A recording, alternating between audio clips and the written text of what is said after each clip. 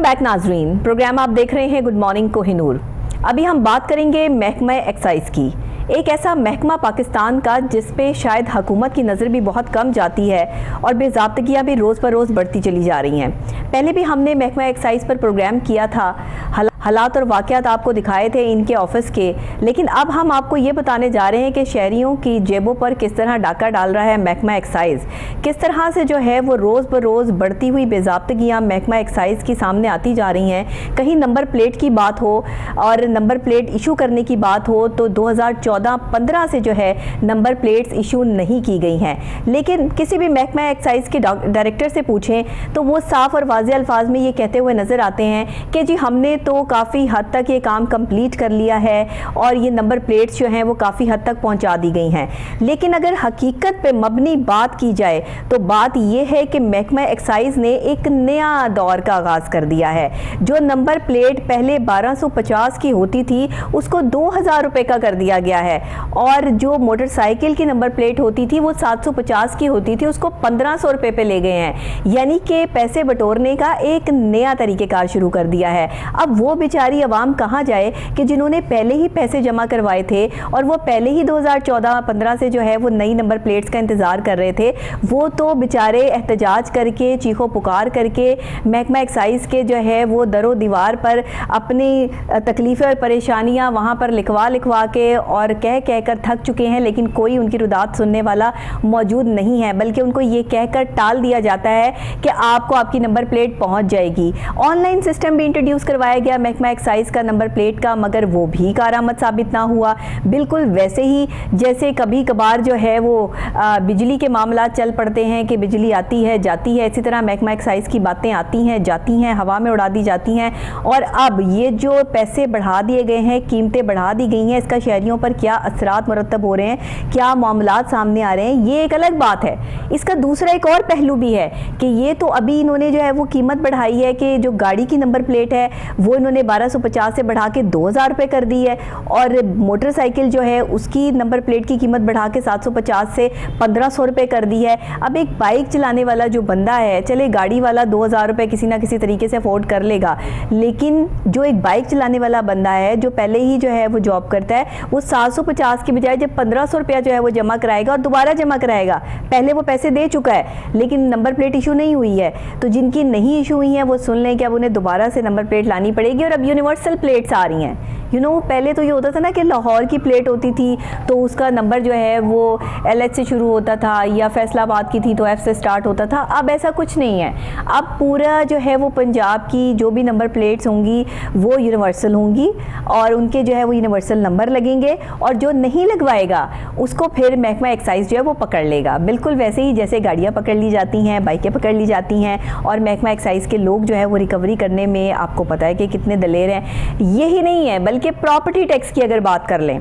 तो property tax के हवाले से जनाब रिकवरी ऑफिसर जो हैं वो माशाल्लाह बड़ी उनकी जेबें गरम इस वक्त नज़र आती हैं, क्योंकि जब प्रॉपर्टी टैक्स की रिकवरी की बात आती है तो रिकवरी ऑफिसर तो बेतहाशा है इनके पास, जो पिछले 30 साल से हैं, और जब तक मतलब कि वो लुक़्मे अजल नहीं बन जाते तब तक वो सीट से हटेंगे नहीं, वो हमेशा यहीं पर कायम रहेंगे, क्योंकि कोई पूछने वाला नहीं है, कोई खींचने वाला नहीं है। वो सही करें गलत करें इस पर कोई सवाल उठाने वाला नहीं है। शहरी परेशान है, तकलीफ़ में है, अजियत में है, टैक्स देने वाले टैक्स दे रहे हैं नहीं दे रहे हैं, जो नहीं दे रहे हैं वो क्या जेबें गरम कर रहे हैं और कितने पैसों में जो है वो मुकमुका हो जाता है, ये सारी चीज़ें महकमा एक्साइज की तरफ से जो है वो सामने आ रही हैं। इस पर आज बात करेंगे प्रोग्राम में। हमारे साथ स्टूडियोज़ में हमारे रिपोर्टर मौजूद हैं मुश चौधरी साहब। पहले तो ज़रा उनकी तरफ चलते हैं कि ये दो जो अहम ख़बरें उन्होंने हमें दी हैं इस हवाले से ज़रा वो ख़ुद भी इसकी तस्दीक कर दें कि ये क्या चल रहा है। जी मुश्ताक साहब ज़रा बताइएगा कि ये क्या चल रहा है महकमा एक्साइज की तरफ से, कोई पूछने वाला नहीं इनको।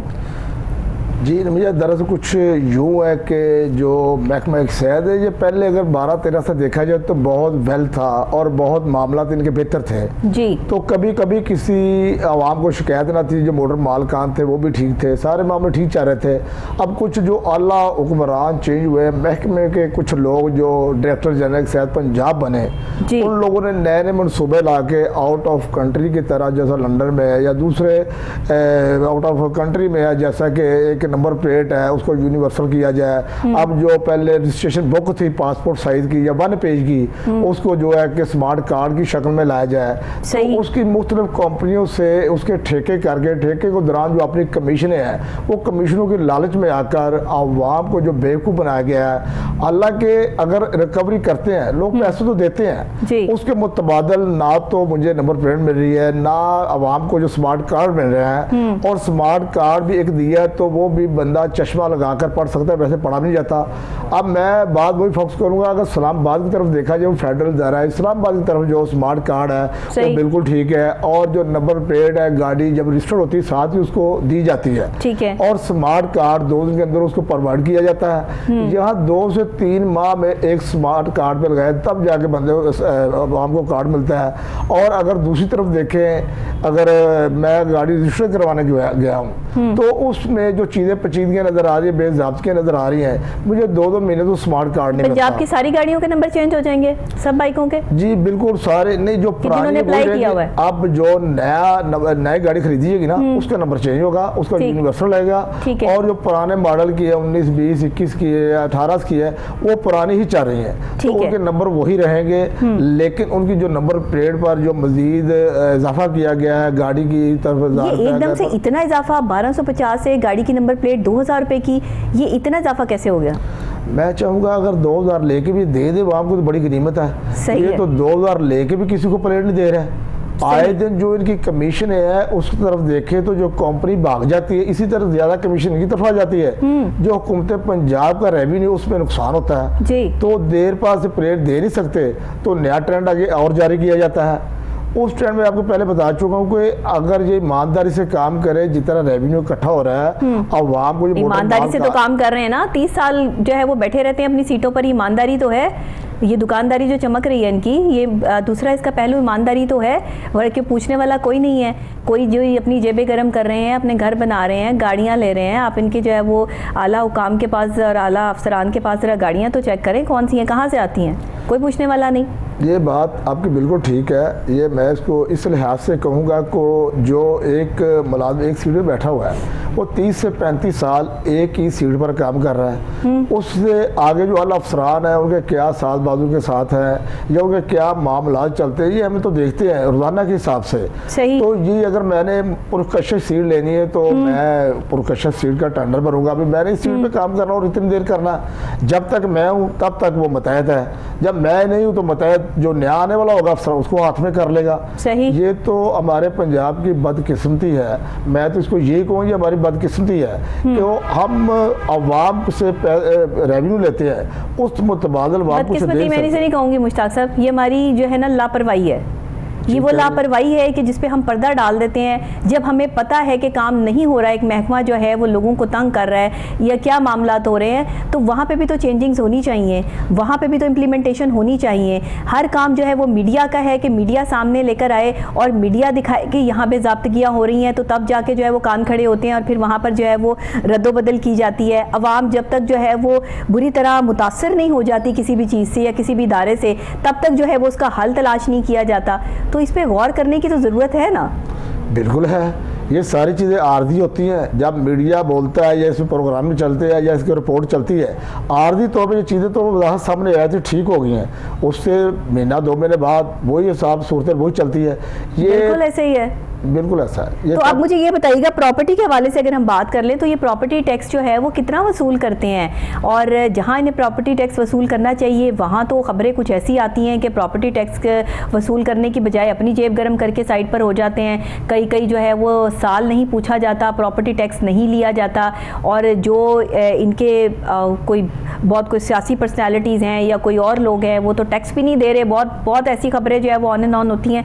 तो ये उस पर क्या करते हैं, फिर क्या इम्प्लीमेंटेशन होती है, रिकवरी ऑफिसर्स जो है वो क्या कर रहे हैं? वही बात मैं पहले भी इसकी वजाहत कर चुका हूँ।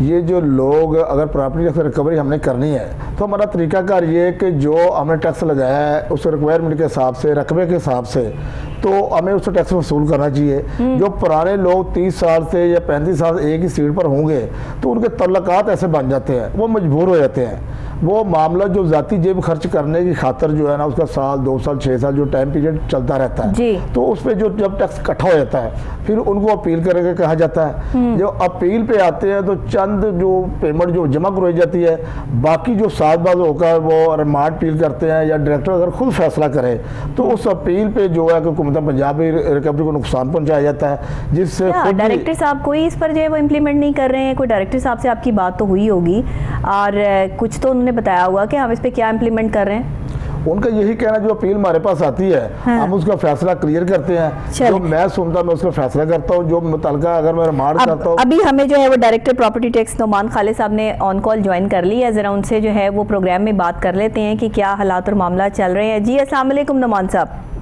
जी वालेकुम अस्सलाम। बहुत शुक्रिया आपने प्रोग्राम में ज्वाइन किया। बड़ी बेज़ाब्तियाँ नज़र आ रही हैं प्रॉपर्टी की रिकवरी के हवाले से, टैक्स की रिकवरी के हवाले से। सबसे पहले तो मुझे ये बताइएगा कि टैक्स जब आप बढ़ाते हैं तो वो कितना होता है, और इस वक्त जो आपके पास रिकवरी ऑफिसर है उनकी तादाद क्या है, और आप क्या समझते हैं, आप मुतमईन हैं कि जो प्रॉपर्टी टैक्स आप वसूल कर रहे हैं ये आप लोग जो है वो उससे मुतमईन है कि सारा टैक्स जो है वो आपको वसूल हो जाता है? जी बहुत शुक्रिया। सबसे पहले थैंकफुल कि आपने मेरा वर्जन लेने के लिए मुझे अपने प्रोग्राम में शामिल किया। जी गुजारिश है कि ये इसमें तो कोई दूसरी राय नहीं कि जो हमारे पब्लिक अफेयर्स हैं इनमें सेटिस्फेक्शन का तो वो लेवल नहीं होता, लेकिन बीइंग ए गवर्नमेंट सर्वेंट हमारी अटमोस्ट कोशिश यही होती है कि जो बेस्ट पॉसिबल एफर्ट हो सकती है वो की जाए। सही। और उसका देखिए हमने पिछले कुछ सालों में काफी ज्यादा इसमें बेहतरी लेके आए हैं, इम्प्रूवमेंट लेके आए हैं, खुसूसन हमारी ऑटोमेशन होने की वजह से ना सिर्फ टैक्स की एडमिनिस्ट्रेशन इम्प्रूव हुई है बल्कि उसकी कलेक्शन भी खातरखा इजाफा हुआ है। सही। इसमें जो लोगों की, चूंकि ये डायरेक्ट टैक्स है जी, इस वजह से लोगों की इसमें बजा तौर पे शिकायत भी होती है। आपके प्रोग्राम की तवज्जो से मैं ये गुजारिश करना चाहूंगा कि असेसमेंट ऑफ द टैक्स के खिलाफ लोगों के पास मुख्तलिफ फोरम्स अवेलेबल हैं, कानून प्रोवाइड करता है उनका। ठीक है, ठीक है। अगर किसी को अपनी असेसमेंट के अगेंस्ट कोई भी एतराज है तो वो उसमें अपील फाइल कर सकता है, उसको चैलेंज कर सकता है असेसमेंट को। ठीक है, ठीक है। अगर वो उससे भी मुतमईन नहीं है उस अपील के फैसले से तो फिर वो उसको रिवीजन में लेके जाया जा सकता है। ठीक है। अच्छा, ये भी कहा जाता है कि कोई लालच की बेस पर जो है वो ज्यादा टैक्स भी जो है वसूल किया जा रहा है अवाम से। अवाम शिकायतों के अंबार लगाए खड़े हैं यहाँ पे कि जी हमसे ज्यादा टैक्स वसूल किया जाता है, इतना टैक्स हमारा बनता नहीं है और इतना ज्यादा टैक्स आ जाता है। इस पे तो जरा बताइएगा, ये कहाँ से आता है इतना सारा टैक्स? नहीं, ये ऐसे नहीं है। टैक्स के तो 2-3 बुनियादी वेरिएबल्स हैं जिनके ऊपर असेसमेंट होती है। अब हमने तो ऑनलाइन असेसमेंट के लिए अपना कैलकुलेटर भी प्रोवाइड किया हुआ है। ठीक है। और यहाँ लाहौर में तो लोग बहुत ज्यादा उसको इस्तेमाल करते हैं, अपनी सेल्फ असेसमेंट कर रहे हैं उसको यूज करते हुए। टैक्स का कोई असेसमेंट किसी फर्द के इख्तियार में नहीं है। जो गवर्नमेंट ने उसमें वैल्यूएशन टेबल प्रोवाइड किया हुआ है, एक फार्मूला प्रोवाइड किया हुआ है। ठीक है। हर बंदा अपने लैंड एरिया और कवर्ड एरिया और प्रॉपर्टी के यूज के हिसाब से अपने घर को खुद या अपने प्रॉपर्टी को खुद से असेस कर सकता है। ठीक है। हाँ, अगर किसी के उस पे एतराज है, जो डिपार्टमेंट उनको असेसमेंट करता है, तो डिपार्टमेंट कानून जो है वो किसी भी असेसी को डिफरेंट अपॉर्चुनिटीज प्रोवाइड करता है उस असेसमेंट को चैलेंज करने के लिए। ठीक है। अब कोशिश हमारी ये है कि लोगों को अवेयर किया जाए कि उनके पास कौन कौन सी अपॉर्चुनिटी अवेलेबल है अपनी असेसमेंट के अगेंस्ट रेमेडीज अवेल करने के लिए। अच्छा, ठीक है। रिकवरी ऑफिसर जाते हैं और कंप्लेन ये भी आती है कि जो उनका रवैया ठीक नहीं है, टैक्स लेने के लिए वो कहीं धौंस धमकी का सहारा भी लेते हैं, कभी कभार जेबें गरम करके भी जो है वो वहां से निकल आते हैं। ये क्या सिलसिला चल रहा है सर? देखिए, इस तरह जो डायरेक्ट टैक्सेशन है इसमें तो नो डाउट शिकायत जरूर होती है, लेकिन जैसे मैंने पहले गुजारिश की कि ग्रेजुअली ये शिकायत रिड्यूस हुई है और वो इस वजह से हुई है कि हमने जो ट्रांसपेरेंसी है इन द टैक्स कलेक्शन उसको इम्प्रूव किया है थ्रू ऑटोमेशन। ठीक है, ठीक है। और ऑनलाइन पेमेंट की वजह से जब से ई-पे पंजाब गवर्नमेंट ने इंट्रोड्यूस करवाया, इससे टैक्स की लीकेजेस में भी कमी आई है और लोगों की शिकायत में भी कमी आई है। ठीक है। अच्छा, ये रिकवरी ऑफिसर जो आपने रखे हुए हैं, ये 30-30 साल तक एक ही सीट पर जो है वो बैठे रहते हैं, इनको कोई पूछने निकालने वाला नहीं है। अभी तो आपने जो ये ऑनलाइन सिस्टम इंट्रोड्यूस करवा दिया, इसमें तो शायद बहुत ज़्यादा ज़रूरत भी नहीं है। तो अब क्या सोचा आपने आगे, इस पे क्या लाहे अमल तैयार कर रहे हैं? जी, इसमें आपकी बात दुरुस्त है इस हद तक के जो पहले बड़ा ऑफिशियल सेंट्रिक सिस्टम था, लेकिन ऑटोमेशन आने की वजह से अभी एचआर की वो वाली रिक्वायरमेंट्स नहीं रही, उनकी डायनामिक्स बिल्कुल चेंज हुई हैं। ठीक है, ठीक है। तो in the future I hope के लोग जब सेल्फ असेसमेंट के मोड में जाएंगे और ऑटोमेशन हमें इस लेवल पे चले जाएगा कि हमारे टैक्स कलेक्टर की और असेसी की जो इंटरेक्शन है उसको कम से कम किया जा सके, तो ये ग्रेजुअली शिकायत उसी लिहाज से कम होती जाएंगी। अच्छा, सुनने में तो ये भी आया है कि सियासी मुदाखलत बहुत ज़्यादा है, टैक्स जो देते हैं वो बस कुछ लोगों से ही टैक्स लिया जा रहा है, बाकी सबसे वसूली जो बड़ी मुश्किल हो जाती है। तो आप लोगों को भी वसूली करने में क्या क्या प्रॉब्लम्स आती हैं, वो भी ज़रा बता दें यहाँ पे। देखिए, ये इस हद तक तो नहीं है दुरुस्त इसमें कि बहुत ज्यादा सियासी को मुदाखलत है। यहाँ पे हमारी टैक्स कलेक्शन हमेशा जो है वो अपने टारगेट से ज्यादा रही है। ठीक है। पिछले साल भी अगर आप देखें तो हमने भी ऑलमोस्ट 101-102%। अभी तो लोग आपसे जो शिकायतें करते हुए नजर आते हैं कि ज्यादा टैक्स भेज देते, इस तरह तो नहीं हो रहा? नहीं, ऐसे नहीं है। जिसकी मैंने पहले गुजारिश की कि देखिए, मेरे पास कोई 5 लाख के करीब प्रॉपर्टी यूनिट्स हैं। ठीक है, ठीक है। जिनमें कोई 2,86,000 टैक्सेबल यूनिट्स हैं। सही। अगर उसमें एक सर्टेन परसेंटेज की कोई शिकायत आती है या उसकी कोई अपील आती है तो वो अंडरस्टैंडेबल है। ठीक है। और उसको रेमेडी भी दी जाती है उसी हिसाब से। कितने दिन के अंदर उजाला करते हैं आप? जी, माजरत दोबारा पूछिएगा। कितने दिन के अंदर जो है वो सुनवाई हो जाती है? किसी की भी कंप्लेन जो है रजिस्टर्ड जब होती है तो आप कितनी दिनों बाद जो है वो उसको कंप्लेन को क्लियर कर देते हैं? जी देखिए, ये जो अपील या कोई भी कंप्लेंट अगेंस्ट असेसमेंट आती है वो तो हमारी कोशिश होती है कि 1 वीक से ज्यादा टाइम ना ले। अच्छा, ठीक है। और उसको विद इन अ वीक जो है उसको डिस्पोज ऑफ किया जाए। ठीक है, ठीक है, बिल्कुल सही है। अच्छा, सालाना जो साल का बजट टैक्स होता है वो कितना बढ़ाया जाता है? अभी आपके पास जो है वो क्या रिपोर्ट है? रीजन बी लाहौर में हमें कोई 5.5 अरब रुपए का इस माली साल का टारगेट है। अच्छा। और हम उसका कोई ऑलमोस्ट 80% अचीव कर चुके हैं आज तक। ठीक है। और बाकी अभी जो इस फाइनेंशियल ईयर माली साल में बाकी माह मौजूद है रहते हैं, इंशाल्लाह उसमें 100% रिकवरी इंश्योर होगी। ठीक है, ठीक है, ठीक है। बहुत शुक्रिया, आपने हमें नुमान साहब ज्वाइन किया और आपने अपने रिकवरी के हवाले से, सेशन के हवाले से भी साथ ही आपने ये भी बता दिया कि आने वाले टाइम में जो है वो ऑनलाइन सारी रिकवरी हुआ करेगी तो लोगों की ये शिकायतें भी दूर हो जाएंगी कि रिकवरी ऑफिसर आते हैं धौंस और धमकी या अपनी जेबें जो है वो गर्म करते हैं। लेकिन अभी तक ऐसा कुछ हुआ नहीं है। अभी सिर्फ नुमान साहब ने तसल्ली दी है और तसल्ली पर जो है वो पूरा पाकिस्तान चल रहा है, ये तो आपको पता ही है। तो फिर मामला इस तरह के क्यों है? मुश्ताक साहब ज़रा बताइएगा, ये जो इतनी बड़ी रिपोर्ट आज हमने जो है वो तैयार की कोहिनूर न्यूज़ के इस प्लेटफॉर्म से, आप ये जो है वो हमारे पास न्यूज़ लेकर आए हैं, तो आप नुमान साहब की इस बात से इत्तेफाक करते हैं कि आने वाले वक्त में ये सब कुछ जो है वो ऑनलाइन होने वाला है? कह रहे हैं अभी हो गया बहुत हद तक।